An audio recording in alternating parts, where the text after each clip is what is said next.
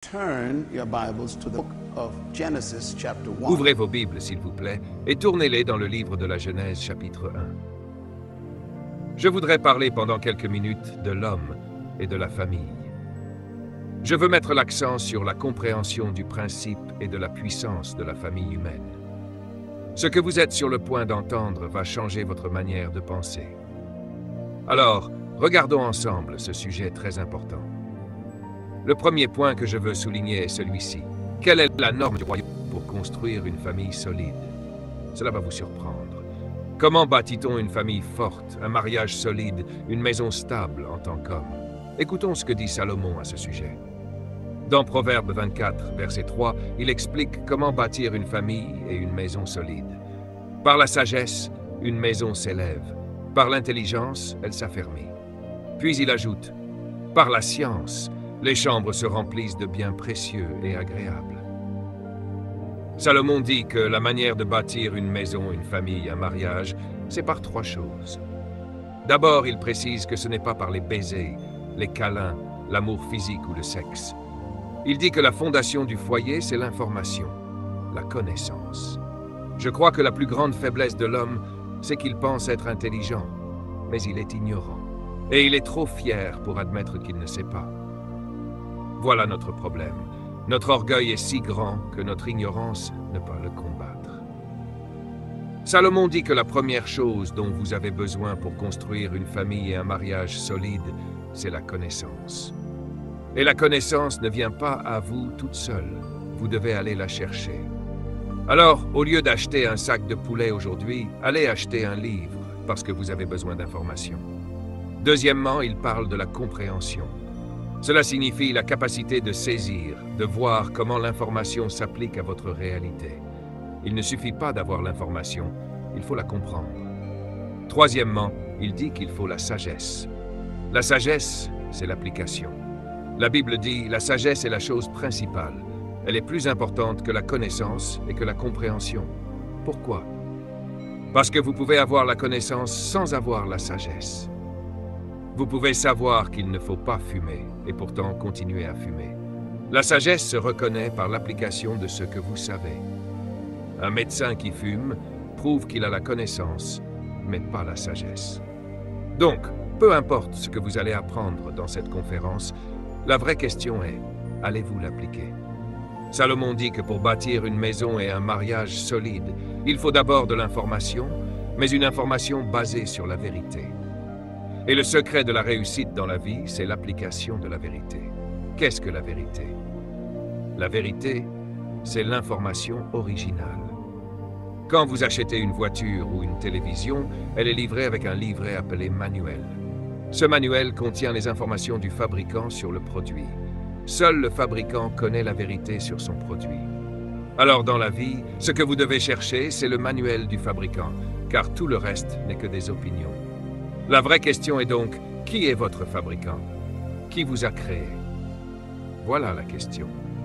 Vous devez donc trouver le manuel du fabricant pour découvrir la vérité sur le produit.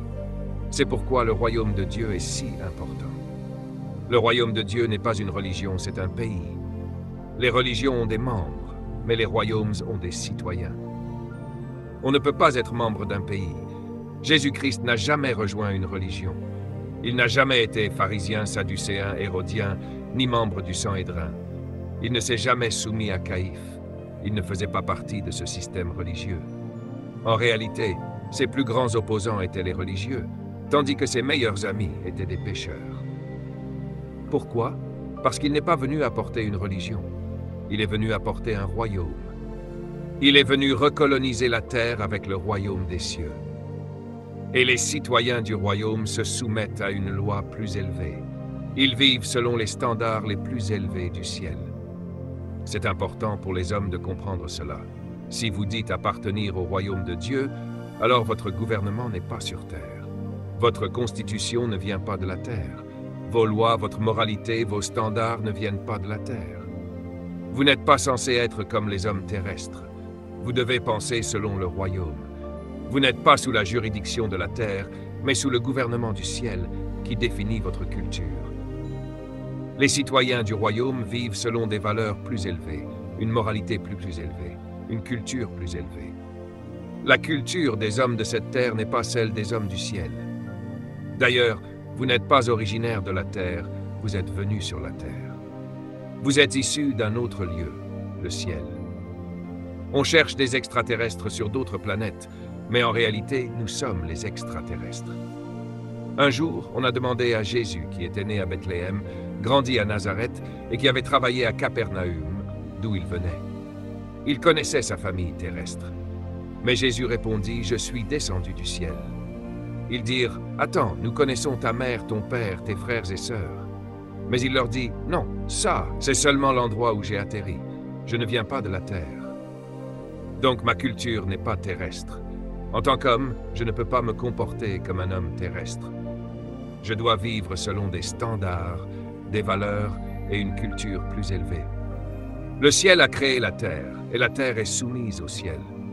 La Bible dit, ce qui est visible vient de ce qui est invisible. Ce qui est visible est temporaire, mais ce qui est invisible est éternel. La terre est donc un produit du ciel, une propriété du ciel. Dieu a créé la terre pour la coloniser avec le royaume des cieux. La colonisation, c'est l'extension d'un royaume sur un territoire afin de l'imprégner de sa culture. Je suis né en 1954 aux Bahamas. À l'époque, ce n'était pas un pays indépendant, mais un territoire. On appelait cela une colonie, un territoire éloigné sous le contrôle d'un royaume lointain. Notre royaume se trouvait à 3500 milles de distance. Nous ne voyions jamais le roi, mais nous étions comme lui. Nous parlions l'anglais du roi. Nous roulions à gauche. Nous buvions du thé 4 fois par jour. Nous mangions des sandwichs au concombre et du chocolat avec notre thé. Nous vivions la culture du royaume, même sans voir le roi. Quand vous êtes colonisé, vous n'agissez pas selon l'endroit où vous êtes, mais selon l'endroit d'où vous venez.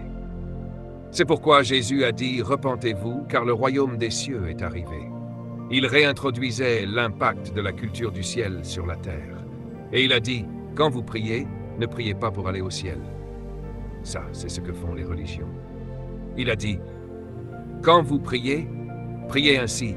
Notre Père qui est aux cieux, que ton règne vienne et que ta volonté soit faite sur la terre comme au ciel. » Il n'a pas dit de prier pour que la terre aille au ciel, mais pour que le ciel vienne sur la terre. Il faut prier pour que la culture, le style de vie, la moralité, les valeurs et les standards du ciel viennent sur la terre, afin que la terre ressemble au ciel. C'est cela, la colonisation du royaume. Voilà ce que Dieu veut. Dieu veut que vous soyez sur la terre, plus qu'il ne veut que vous soyez au ciel. C'est pourquoi il a prévu la guérison, pour vous garder en dehors du ciel. Le ciel a toujours eu un merveilleux plan pour la terre depuis le commencement, et je veux vous le présenter. Je l'appelle la clé de la réussite nationale. Dieu a créé la famille, et la famille est la plus ancienne institution de la planète. C'est la première institution que Dieu ait établie sur Terre. La famille est l'institution idéale de Dieu. Elle est le remède à tous les maux sociaux, psychologiques et émotionnels de cette planète, ainsi qu'à tous nos problèmes spirituels dans ce monde et dans nos communautés. En réalité, la solution à tous les problèmes d'une nation, c'est la redécouverte, la restauration, la restructuration, le renforcement et la reconstruction de la famille. La famille est la première institution. Elle est la clé d'une nation stable, productive, sensible et en bonne santé. Il existe 10 principes fondamentaux de la famille. 1. La famille est l'unité de base pour la reproduction. Elle est la seule structure qualifiée pour assurer le développement complet et équilibré d'un enfant. 2. La famille est le prototype de la société. Si vous voulez savoir à quoi ressemble une société, observez les familles. 3. La société n'est forte que dans la mesure où la famille est forte. 4. La société est le reflet de l'état des familles. 5. Le but de la famille est d'assurer la sécurité de la société. C'est pour cela que Dieu nous a donné l'institution familiale, pour protéger la société. 6. La sainteté de la famille est le fondement même de la survie humaine. Voilà pourquoi l'attaque a toujours visé en priorité cette institution. La famille n'est pas un produit de l'État. Elle n'a pas été créée par le Congrès, le Sénat ou la Cour suprême. La famille existait avant le gouvernement. Le gouvernement n'a pas à toucher à ce que Dieu a créé dès l'origine. 8. La famille a produit l'État. 9. La dissolution de la famille entraîne la dissolution de toute la société. Si vous détruisez la famille, vous détruisez la société. Voilà pourquoi l'attaque contre la famille est une stratégie. Si je détruis la structure familiale, j'anéantis la société. Il est illégal que l'État devienne le parent. Aujourd'hui, nous confions trop de responsabilités de la famille à l'État. Éducation, discipline, formation. Nous en sommes arrivés au point où nous ne pouvons même plus corriger nos propres enfants. Cela signifie que nous avons abandonné notre responsabilité parentale. Quelle tragédie! La famille est la première forme de société instituée par Dieu dans l'histoire humaine. Elle est le modèle de toute société. Et la société n'est que le reflet de l'état des familles. La famille est le produit de la loi naturelle. Elle reflète les principes mêmes de la création. Un homme et une femme s'unissent. Ils ont une relation sexuelle et cela produit un enfant. Voilà une famille. Deux hommes ensemble ne peuvent pas produire une famille naturellement. Deux femmes non plus. C'est pourquoi elles doivent acheter ou adopter des enfants. Toute structure qui ne repose pas sur le modèle naturel d'un homme et d'une femme n'est pas une véritable famille, mais une imitation. La famille n'est pas le produit du gouvernement. Vous ne pouvez pas légiférer une famille, ni la créer par des théories sociales ou religieuses. La famille est le produit original de Dieu, et nous ne devons pas la dénaturer. Dans la Genèse, Dieu n'a pas eu besoin de donner un cours sur la famille. Elle est le fruit naturel de la relation entre un homme et une femme. Proverbe 24 dit encore, « Par la sagesse, la maison s'élève. Par l'intelligence, elle s'affermit. Par la connaissance, ses chambres se remplissent de biens précieux. » Cela signifie que Dieu nous demande de rechercher l'information nécessaire pour comprendre le but de la famille. Alors, quel est ce but? 1. Le but de la famille est d'assurer la sécurité de la société. 2. La famille représente la sainteté de la société. Protéger la famille, c'est protéger l'ordre social. 3. La famille produit l'État, donc l'État ne doit jamais prendre le contrôle de la famille. 4. Si vous dissoudez la famille, vous dissoudez la société. 5. Tous les problèmes sociaux, moraux, psychologiques et émotionnels trouvent leurs racines dans la famille. Nos prisons sont pleines à cause de la défaillance des familles. Nos jeunes hommes frustrés et déprimés sont le fruit de familles brisées. Les grossesses hors mariage, les foyers détruits, les mères abandonnées, les jeunes livrés à eux-mêmes. Tout cela vient de la famille. Si nous réparons la famille, nous pourrons résoudre ces problèmes. Le dictionnaire définit la famille comme un groupe d'individus vivant sous le même toit. Mais cela pourrait être deux frères. Et ce n'est pas ce que la Bible appelle une famille. Le mot grec pour famille est oikos, qui signifie maison, demeure. Le mot hébreu est bayit, qui signifie lignée. Cela va plus loin. La famille, c'est une lignée, un héritage.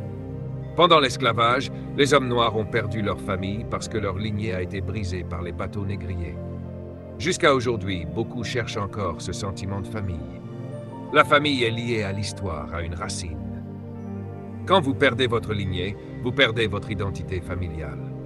Mais Dieu, en vous adoptant dans sa propre famille, vous reconnecte à une lignée, même céleste. La famille est le fruit d'un mariage entre un homme et une femme qui deviennent parents, produisent ou adoptent des enfants et les élèvent en reproduisant en eux leur caractère, leurs valeurs, leurs convictions, à travers l'amour, la discipline et l'exemple. La Bible dit dans Malachie 3, « Pourquoi Dieu a-t-il fait de toi et de ton épouse une seule chair ?»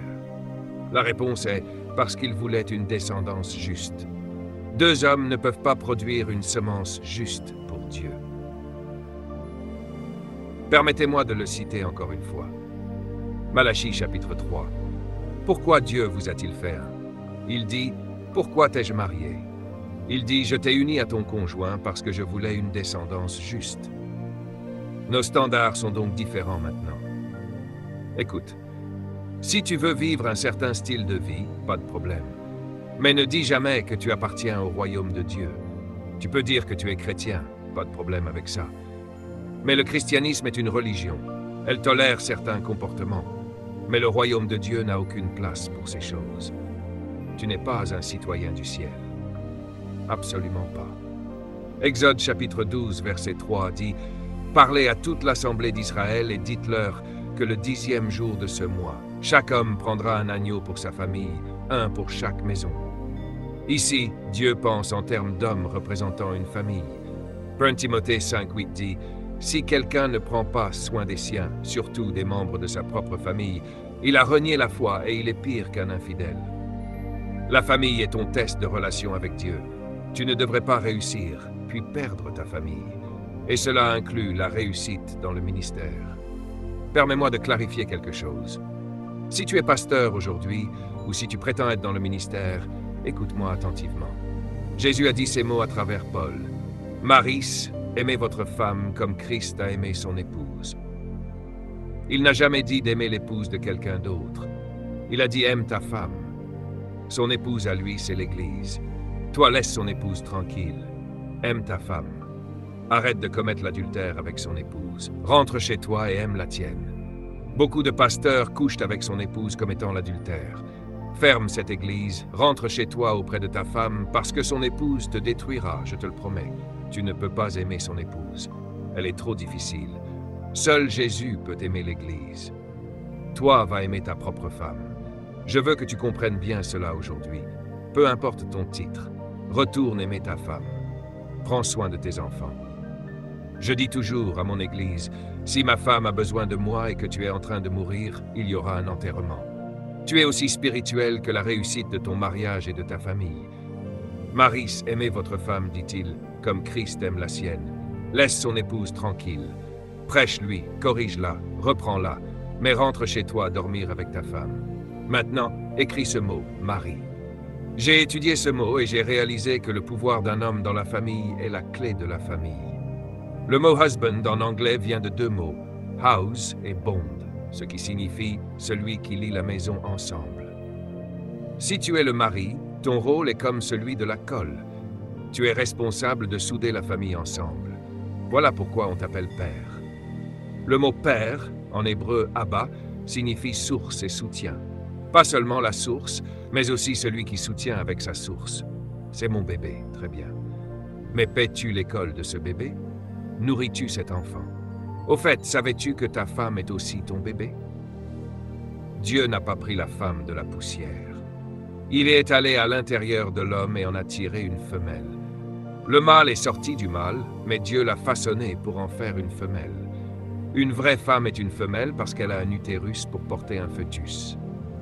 Tu es une femelle si tu as la capacité de porter un fœtus.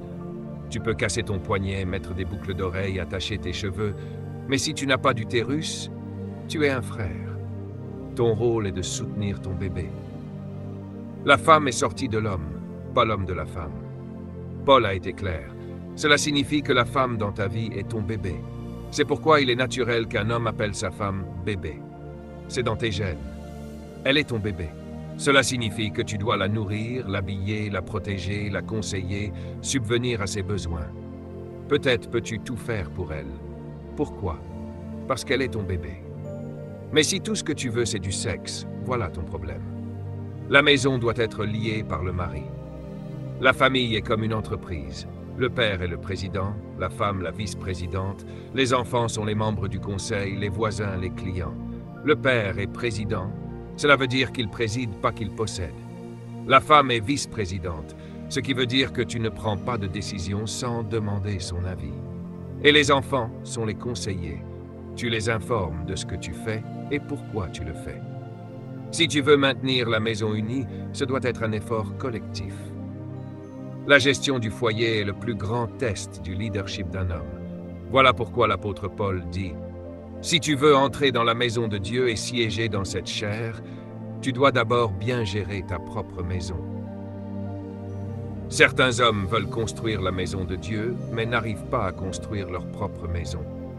Certains conseillent les enfants des autres, mais perdent les leurs. Certains passent plus de temps avec d'autres femmes qu'avec leur propre épouse, et appellent ça du conseil. Il y a des femmes qui doivent prendre rendez-vous pour voir leur mari. Est-ce le cas de ta femme? Veut-elle te voir, mais tu ne lui as pas parlé depuis des mois? Tu es le gestionnaire de cette maison.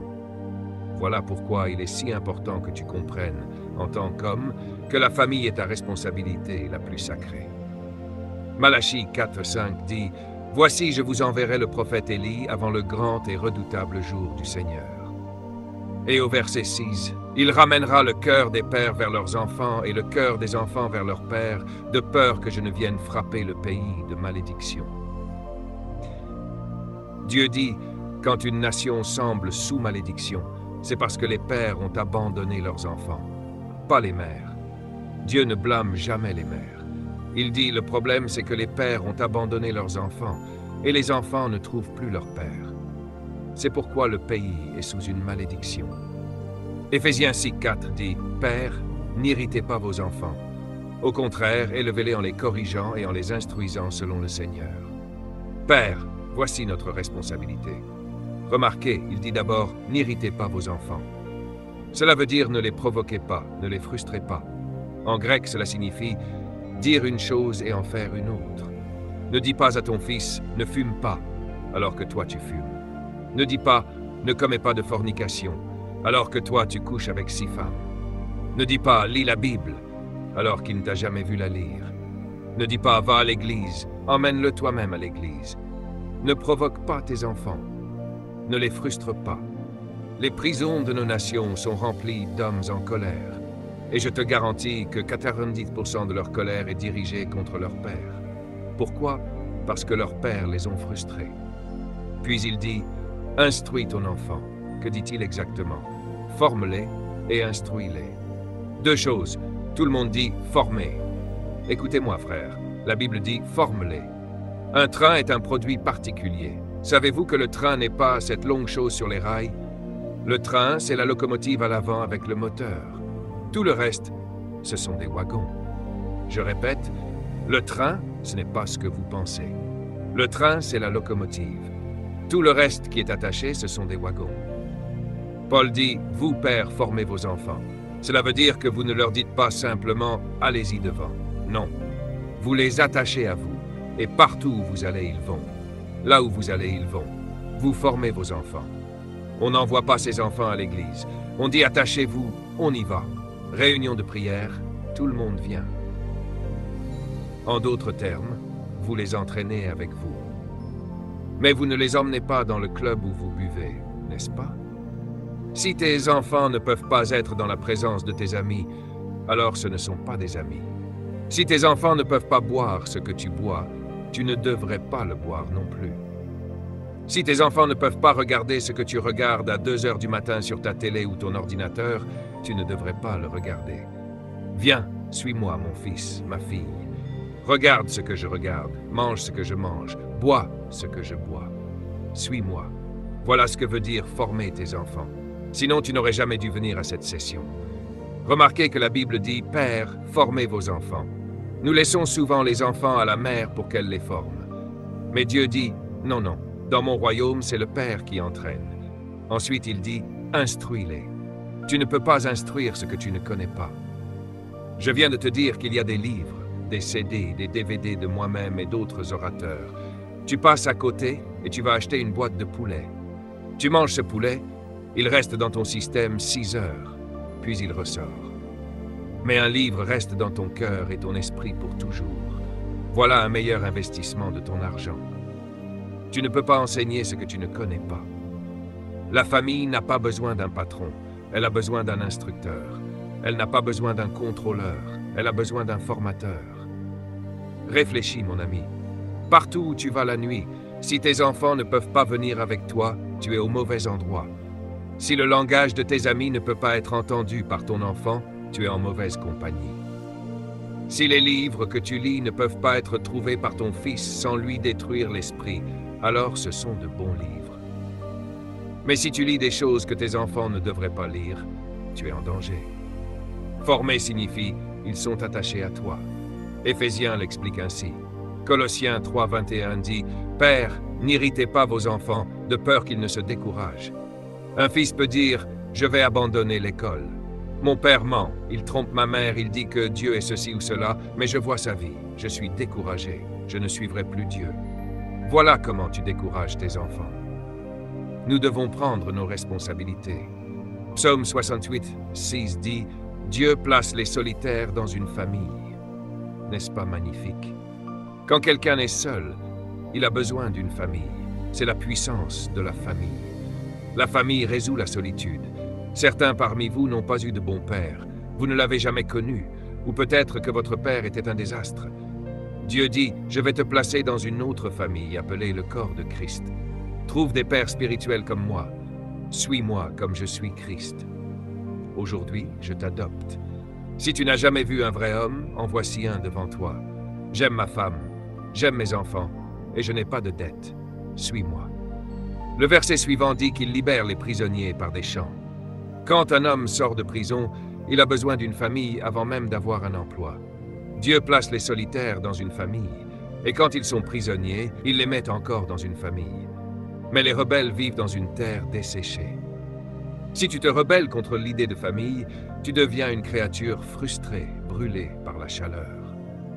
Nombre 14, 18 dit « L'Éternel est lent à la colère, riche en bonté. Il pardonne l'iniquité et la rébellion, mais il ne laisse pas le coupable impuni. Il punit la faute des pères sur les enfants jusqu'à la 3e et 4e génération. Le pouvoir d'un père s'étend sur 4 générations. Cela signifie que certaines choses que tu traverses aujourd'hui viennent des péchés de ton arrière-arrière-grand-père. Tu en souffres maintenant. Tu te demandes pourquoi je hais les femmes. Pourquoi ai-je envie de les frapper? Pourquoi ai-je des penchants pour certains styles de vie? Vérifie la vie de ton arrière-arrière-grand-père. Ce que tu fais maintenant est personnel, mais jamais privé. Je répète, ce que tu fais est personnel, mais jamais privé. Parce que ce que tu fais affecte 4 générations après toi. Chaque homme porte dans ses reins 4 générations. Tout ce que tu fais se transmet à ta semence. Je me souviens, il y a des années, j'ai commencé à ressentir une tentation, coucher avec des femmes. Pourtant, je n'avais jamais eu de relation sexuelle avant mon mariage. J'étais vierge. J'aimais Dieu. Alors je me suis demandé d'où ça vient. Puis j'ai lu ce verset. J'ai dû briser la malédiction de mon arrière-arrière-grand-père, que je n'ai jamais connu. Pourquoi as-tu tendance à boire de l'alcool? Vérifie la vie de ton arrière-grand-père. Certaines luttes que tu mènes aujourd'hui viennent de l'héritage de tes ancêtres. Et ton arrière-arrière-petit-fils est en danger aujourd'hui parce que tu fais des choses qui peuvent détruire sa vie. La Bible appelle cela une semence juste. Tu dois te repentir et briser le pouvoir des malédictions de tes pères. Certains parmi vous luttent contre des habitudes et vous vous demandez « Pourquoi je n'arrive pas à m'en libérer? Pourquoi ça revient toujours ?» Vérifie la conduite de tes pères ou de tes ancêtres et brise cela. Je déclare qu'avant de quitter cette salle, Dieu va couper toute puissance démoniaque qui affecte ta vie. Je le sens maintenant. Il va briser l'histoire qui te détruit. Alléluia. Je sais que tu veux bien faire. Je sais que tu aimes Dieu. Je sais que tu veux être saint, mais ces choses te frustrent. Et Dieu dit, aujourd'hui je vais les briser. Je vais détruire les esprits qui ont envahi ta lignée familiale. Psaume 68:2 dit, j'ouvrirai ma bouche pour parler en parabole, j'annoncerai les secrets des temps anciens, ce que nous avons entendu et appris, ce que nos pères nous ont transmis. Il nous dit que nous devons apprendre notre mode de vie de nos pères. Le verset suivant dit, nous ne les cacherons pas à nos enfants. Nous raconterons à la génération future les louanges de l'Éternel, sa puissance et les merveilles qu'il a accomplies. En d'autres termes, les pères doivent transmettre le témoignage de Dieu à leurs enfants. Le rôle de la famille est de préserver les générations. Voilà le pouvoir que tu as en tant qu'homme. Nous, les hommes, devons arrêter de laisser la responsabilité de la famille uniquement aux femmes. Cela s'arrête aujourd'hui. Prends en charge ta famille et assume ta responsabilité. Cela inclut ton épouse. Sinon, si nous ne comprenons pas notre responsabilité, nous perdrons la plus importante institution de cette planète, la famille. Parlons rapidement des rôles générationnels de la famille. Numéro 1. Le rôle éducatif. Tu es censé recevoir ton éducation d'abord dans ta famille, avant même l'école. Où as-tu appris le sexe? Ne réponds pas à voix haute. Mais ce n'était pas ton père qui s'est assis pour t'en parler.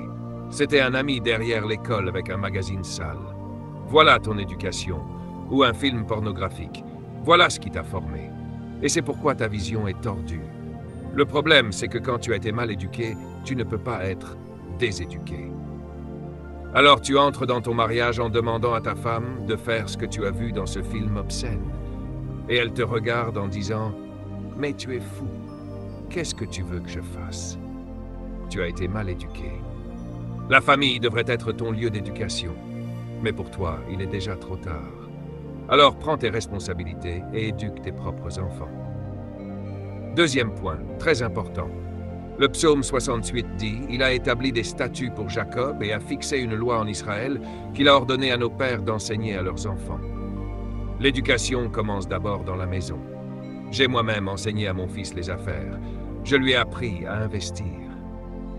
J'ai montré à ma fille comment construire une maison et entretenir un foyer. J'ai appris à mes enfants comment choisir un bon conjoint, comment garder leur virginité et se préserver pour leur époux ou leur épouse. C'est à moi de leur enseigner cela. L'école, elle, leur donnera des préservatifs. Regarde le verset 6.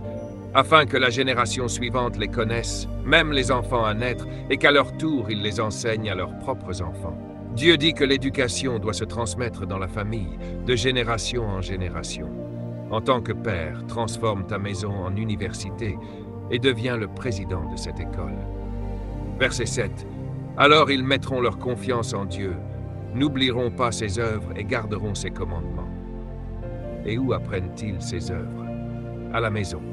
Mes enfants aiment Dieu parce que nous leur avons appris à aimer Dieu et nous leur avons montré les bénédictions qui en découlent. Tu es le maître d'école de ta famille. Nous devons devenir le programme d'éducation du royaume. La famille est l'institut de Dieu pour l'éducation. La famille est le système de Dieu pour la transmission des valeurs. La famille est le programme de Dieu pour enseigner la moralité. La famille est la source de Dieu pour établir les traditions et coutumes justes. La famille ne doit jamais être remplacée par l'État. L'État peut transmettre de l'information, mais pas la moralité ni les valeurs. Ne laisse pas le gouvernement enseigner les valeurs à tes enfants. Tu es un homme du royaume, tu viens d'un autre pays. Comme dans les quartiers chinois de Californie, où les enfants portent les valeurs de leur culture au milieu même des États-Unis. Ils sont différents. De même, tes enfants doivent être différents. Et quand à l'école on leur dira « tu es différent », ils doivent répondre « absolument, je suis différent ». Être différent est la preuve que tu viens du royaume de Dieu. Dans mon pays, nous ne commettons pas l'adultère. Dans mon pays, nous ne forniquons pas. Nous ne mentons pas. Nous ne portons pas de faux témoignages. Nous ne convoitons pas ce qui appartient aux autres. Dans mon pays, nous sommes fidèles à un seul conjoint. Et si une autre femme nous fait des avances, nous la considérons comme folle. Dans mon pays, nous maîtrisons nos désirs. Nous sommes d'un autre royaume. Deutéronome 11 dit « Enseignez-les à vos enfants.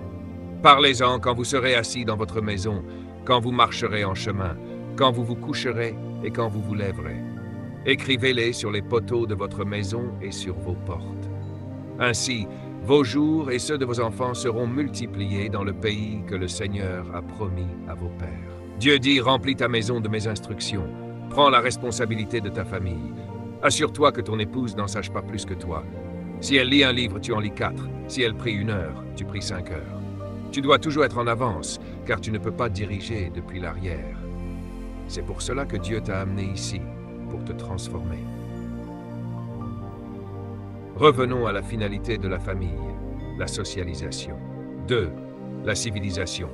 C'est dans la maison que les enfants doivent apprendre à être civilisés, sinon ils chercheront ailleurs. 3. La préservation, protéger et garder. 4. L'identification, ton identité doit venir de ta famille. 5. La procréation. 6. La classification, la famille doit montrer à l'enfant qui il est. 7. L'incubation, développer ce qu'il doit devenir. 8. L'accommodation, permettre à chacun d'exprimer ses dons et talents. 9. La libération, encourager chacun à poursuivre sa destinée. 10. La transformation, refléter l'image de Dieu à travers l'influence de la famille. Voici les 10 principes fondamentaux de la famille. Responsabilité. 2. Redevabilité. 3. Respectabilité. 4. Moralité. 5. Communication. 6. Valeurs. 7. Refuge émotionnel. 8. Incubateur psychologique naturel. 9. Estime de soi et valeurs personnelles. 10. Conviction et croyance. Tout cela constitue la vie humaine. Maintenant, je veux prier. Que le Seigneur te donne l'esprit d'un père et d'un mari. Aucun homme ici ne veut échouer. Nous voulons tous réussir. La famille, c'est tout ce que nous avons. Peu importe ce que ton père a fait ou n'a pas fait, c'est maintenant ton tour. Le Saint-Esprit veut aujourd'hui briser toute chaîne qui s'est accrochée à ta famille à travers les actes de tes pères. À partir de toi, il ne doit plus y avoir de semences corrompues dans ta descendance.